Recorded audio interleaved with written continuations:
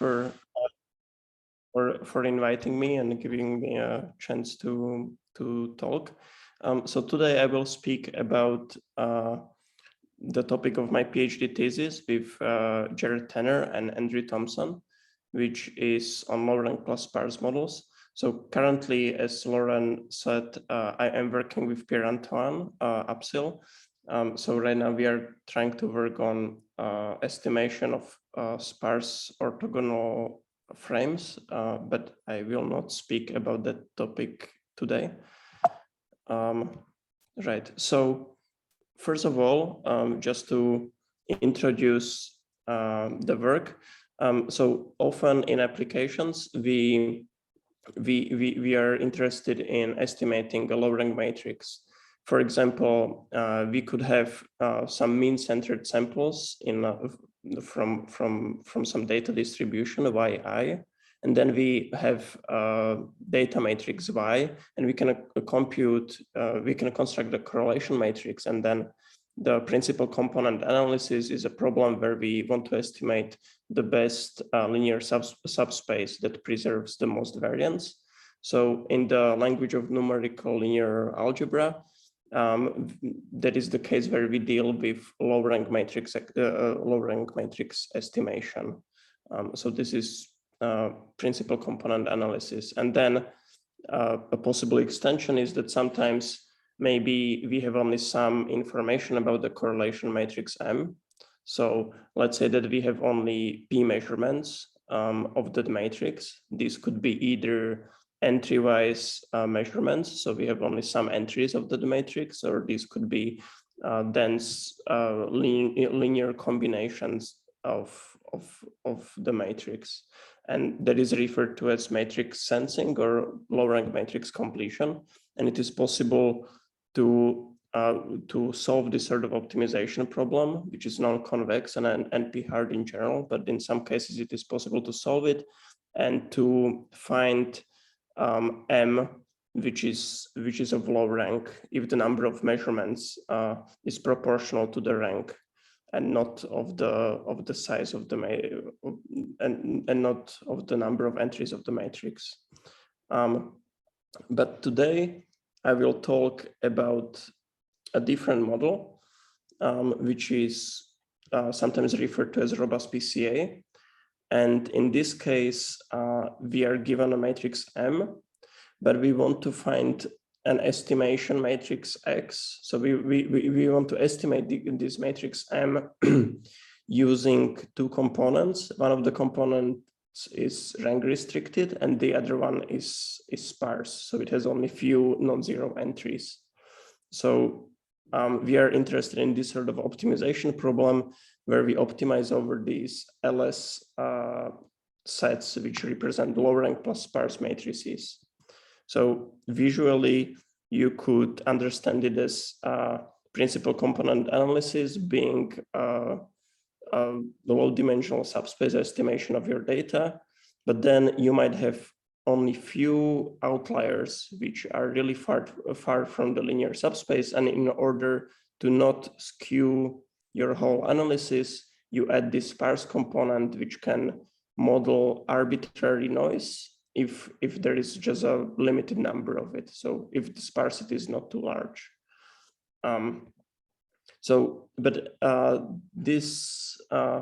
This presentation will talk about a combination of the sensing problem, so of having only a limited number of measurements about the matrix, and also having this sparse component to make the method more robust. So the case I will discuss today is about the problem where we have a vector of measurements B. So we have P linear measurements of a matrix, which is a sum of a low rank matrix and of a sparse matrix. So this L0 and S0, we don't know them. We only know that L0 is rank bounded and that S0 has only few non-zero coefficients, so only S non-zero entries. And then there is some linear subsampling operator. And the question is, if we are given only this vector of measurements and access to the linear subsampling operator if we can find out what L0 and S0 was, and also to be able to distinguish between them, because there is another challenge of the problem is that we need to be able not only to recover the sum of the two, but also to be able to distinguish between these two. So this diagram kind of shows where this work falls in. So here on the top left, you have principal component analysis, which is basically a low rank or fixed rank matrix estimation.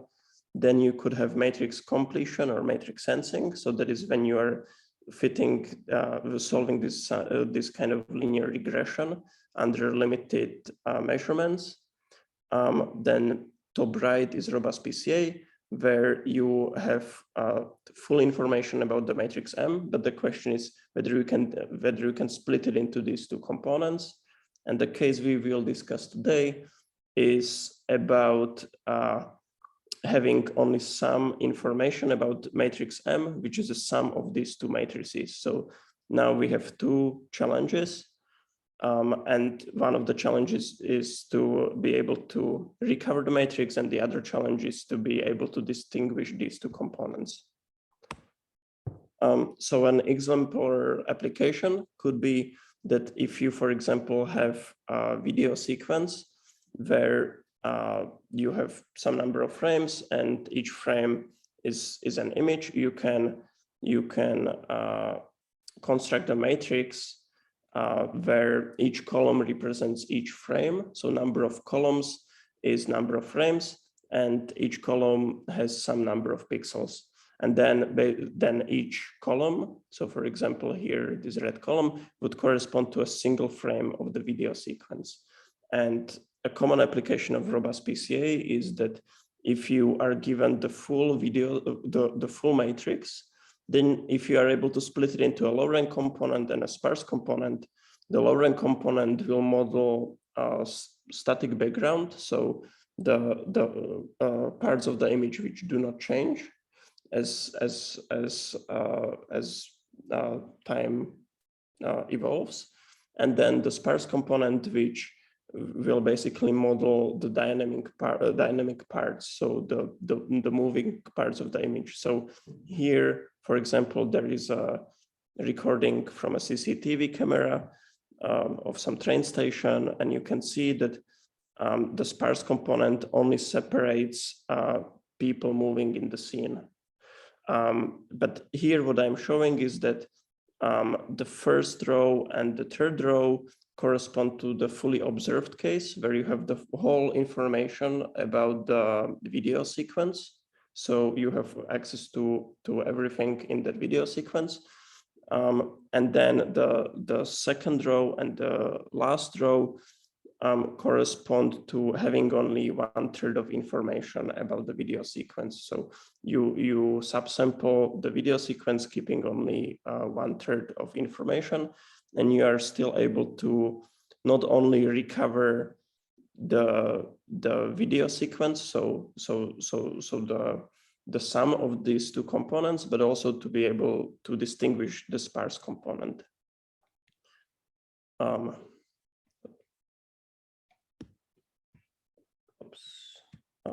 I don't know what. Oh, I'm missing a slide for some reason. I don't know why.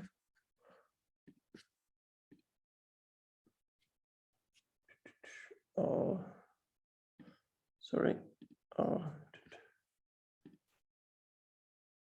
No problem.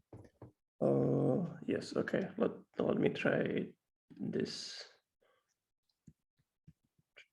Okay, here we go.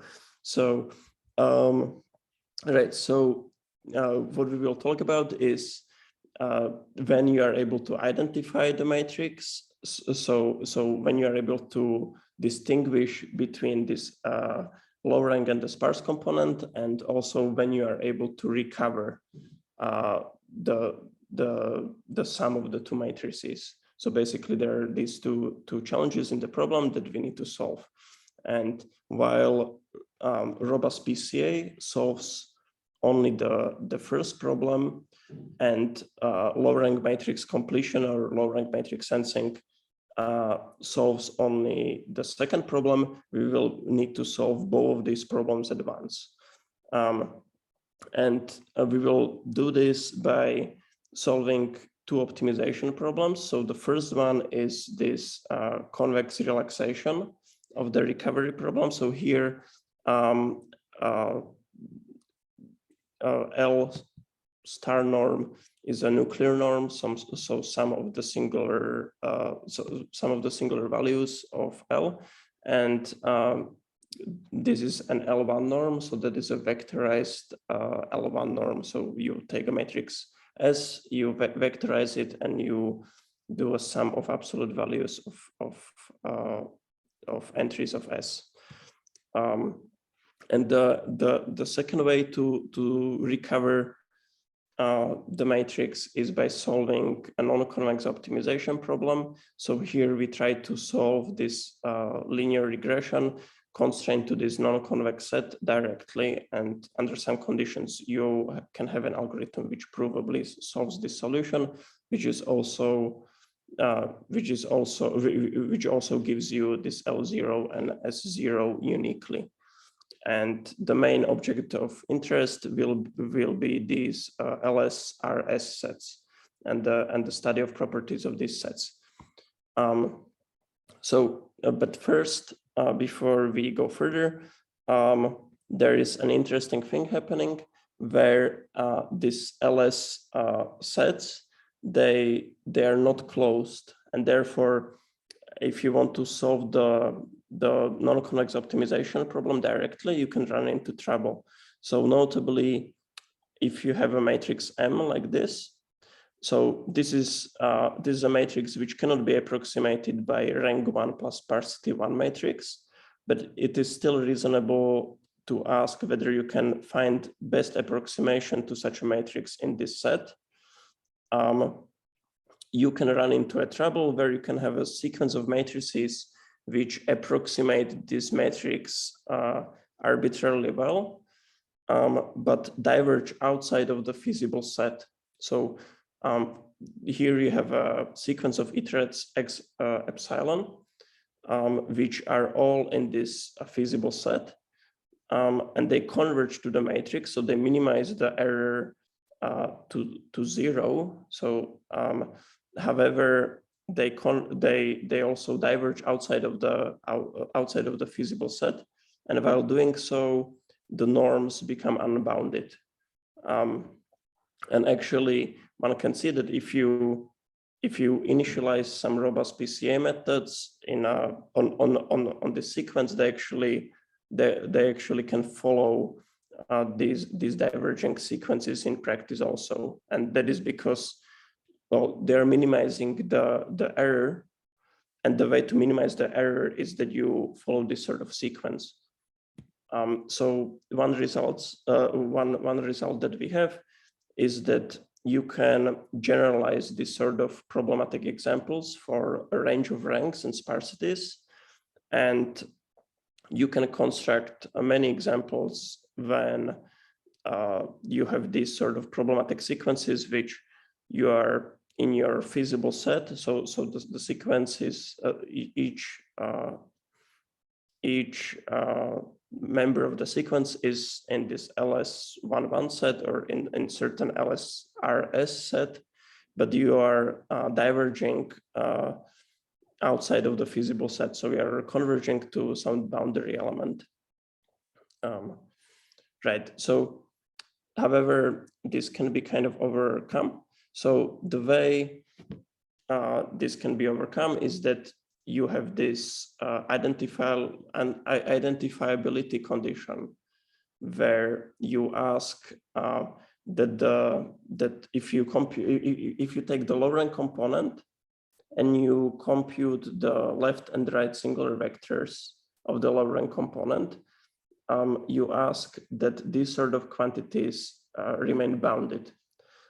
So what are these quantities? So this is basically if you take a canonical basis vector, EI, and you project it on the linear subspace spanned by U or V, you ask that the energy, so that the norm of the projection is sufficiently upper bounded. So here on this picture, you can, for example, take this EI, and you have a subspace spanned by U, so by the left singular vectors of L. And if you project it on the subspace, you ask that the norm of the projection is not too large. So what it basically means is that you do not allow this span, so this subspace to be very close to none of the canonical basis vectors.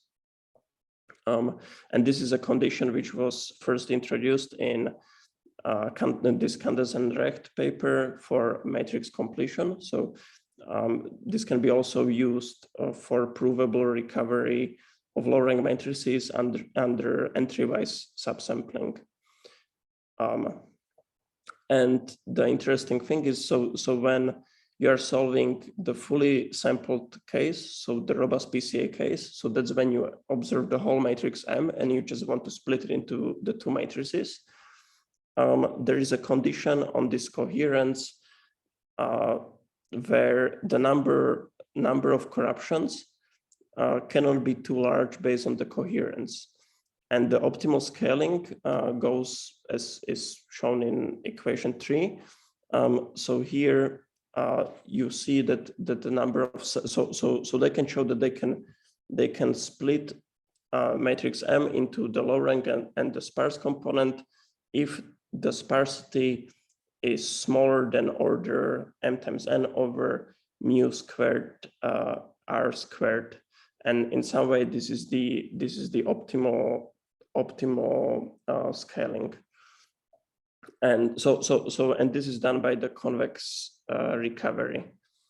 And then the analysis of the non-convex problem is more problematic, but you can still get some results, but they're worse in R. So you can get also some recovery results for robust PCA, but these are not optimal in a way that here you have R cubed. But you can think of the coherence as kind of a price to pay for having sparse components. So if the low rank component is very close to the sparse component, then you do not allow so many corruptions. So then you do not allow to have too large sparsity. But the interesting thing is that if you pose this coherence condition on the low rank component, what happens is that it basically closes the set. So what you can show is that if you have this coherence condition that limits how large the norm of each of these components can be, so of the low rank component and of the sparse component can be compared to the norm of the sum, which kind of makes sense because the coherence really just restricts the correlation between the two components. So if you have coherence close to 1, so if they are basically if the low rank and the sparse component are very different and they're basically orthogonal, then you can show that the norm of the low rank component will and of the sparse component will be kind of similar to the norm of the sum. On the other hand, if you have very incoherent, if you have very coherent matrix, so when the low rank component and sparse component can become very similar, then it is more problematic to have a bound on the norm of either of these components. And what happens is that basically the set, this LSRS mu set, becomes in a way larger when the coherence is higher, and right. So and this also influences how difficult it is to solve the recovery problem.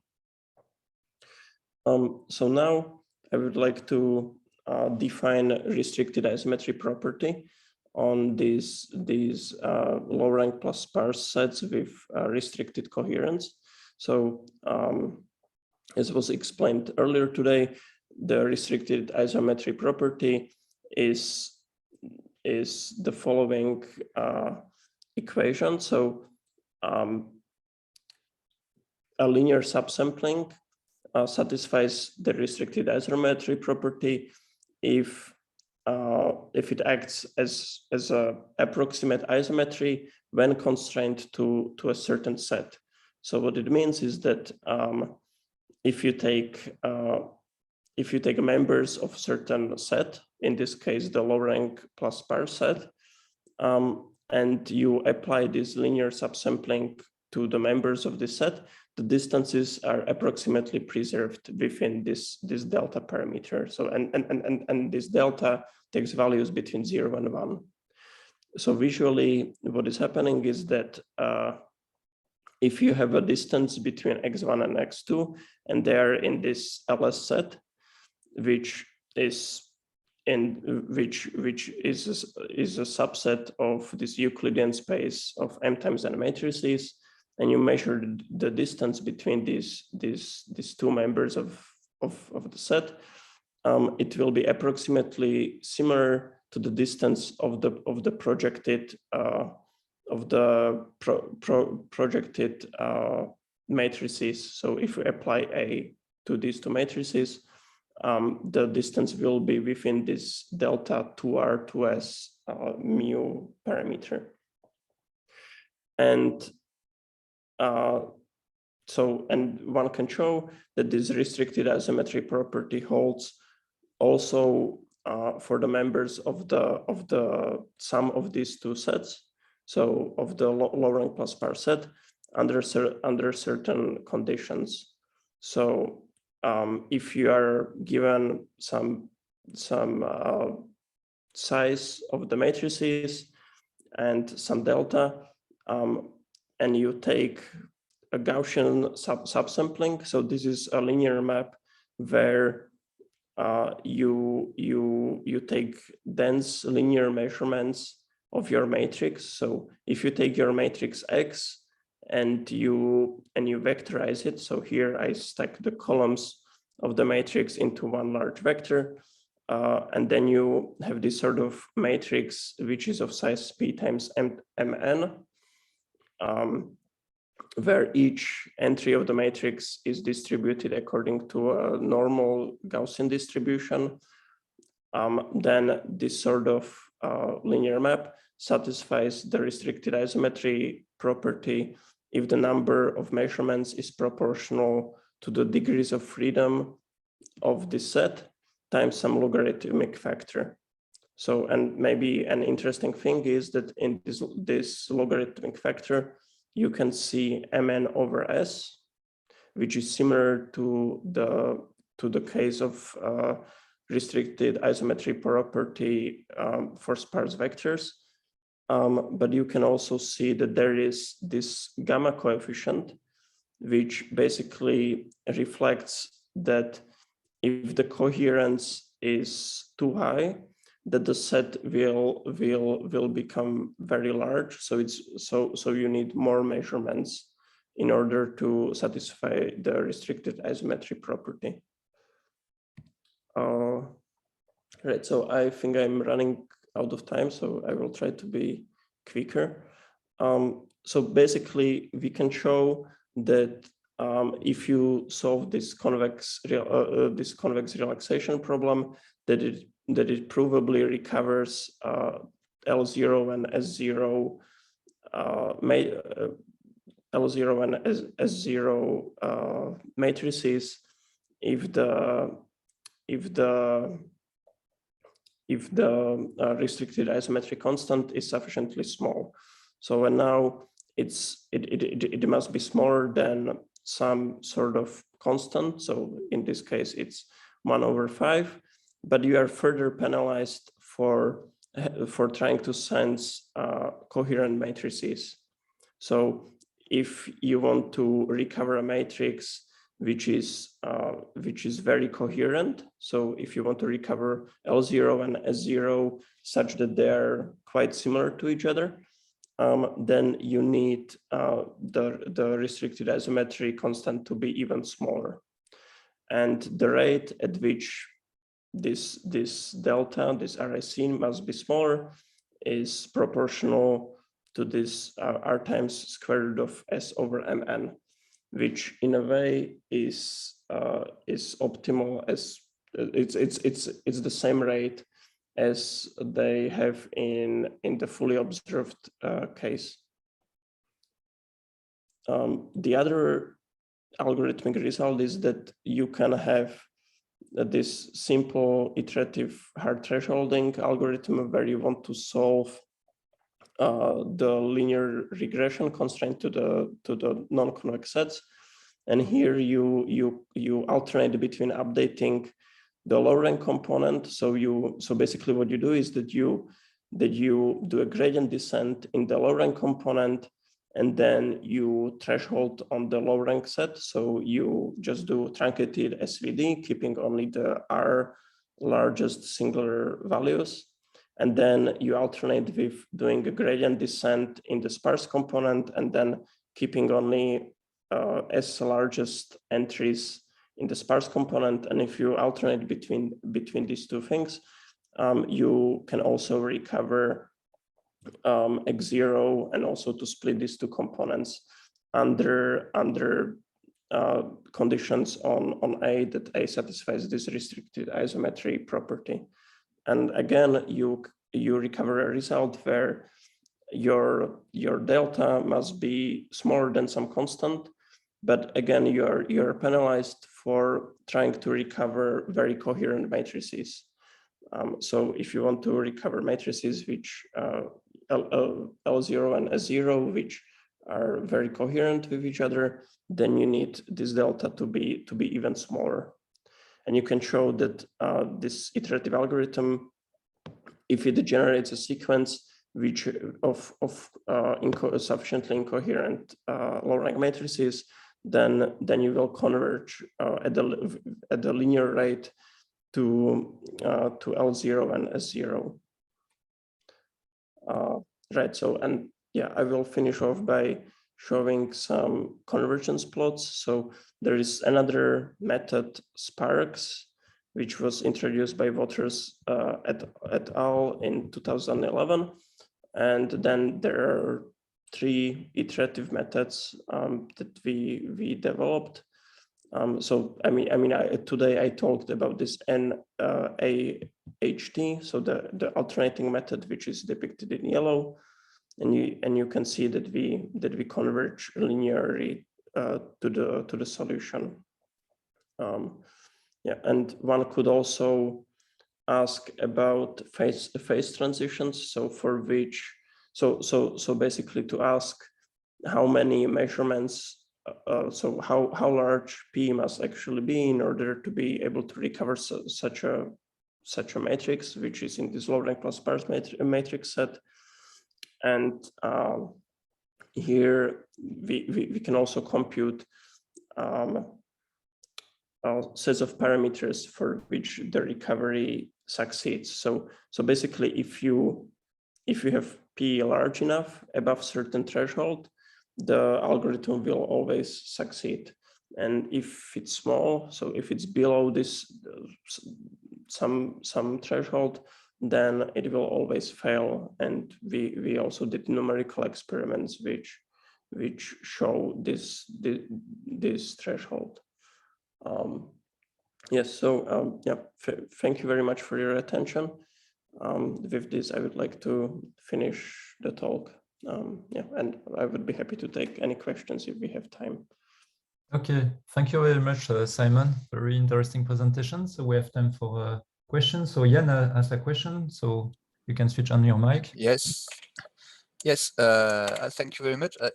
Actually, I have two questions related to the convex framework. So the first question is, how do you come up with lambda? All right. Okay. This theorem works for lambda when it's square root of r over s.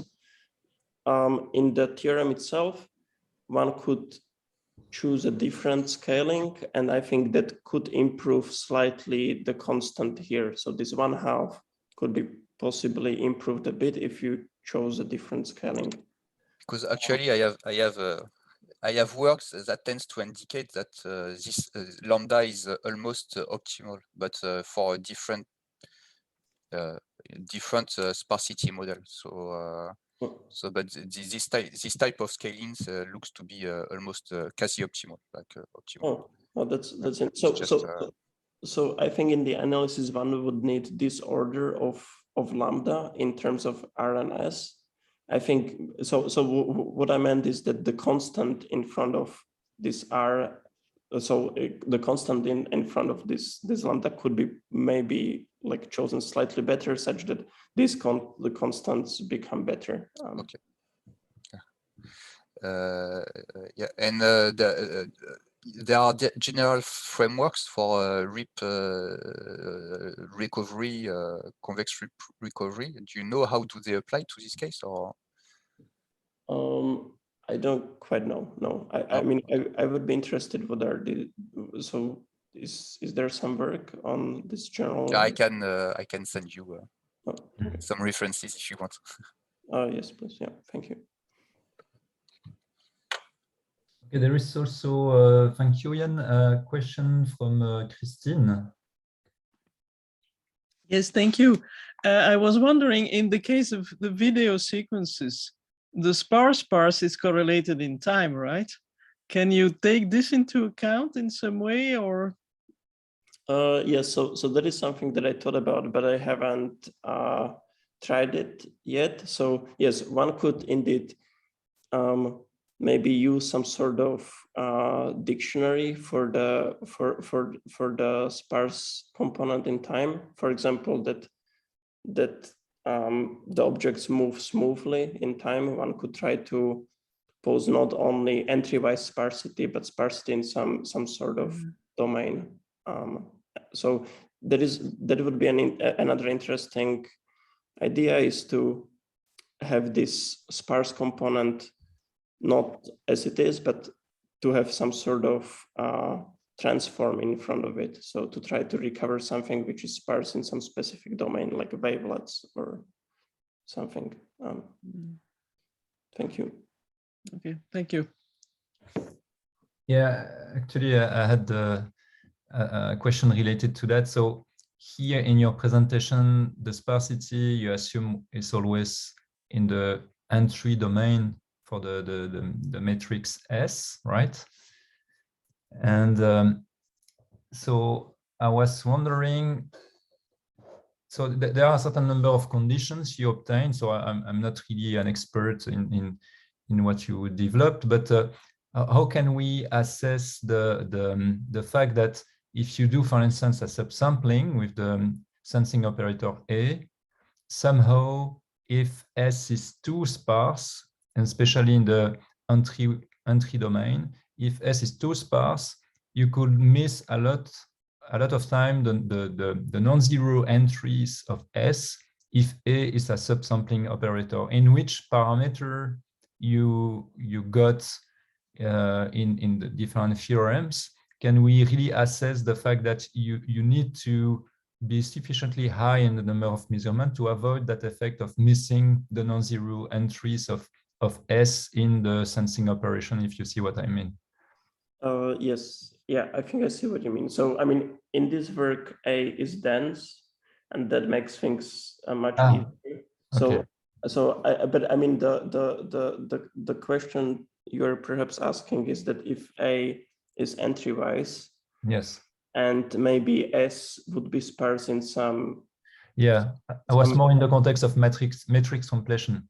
So yeah.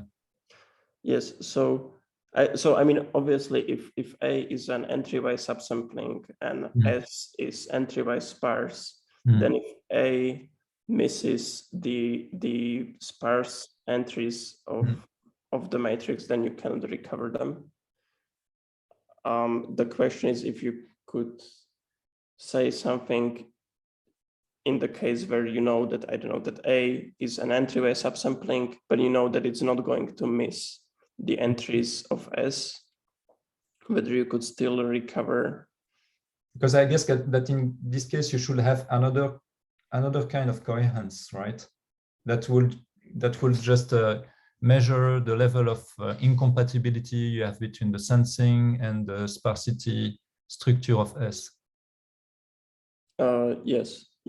Yeah. So yeah, you're right that if you have entryway subsampling of A, then there should be coherence condition between this subsampling and the sparse component, not only between these two components.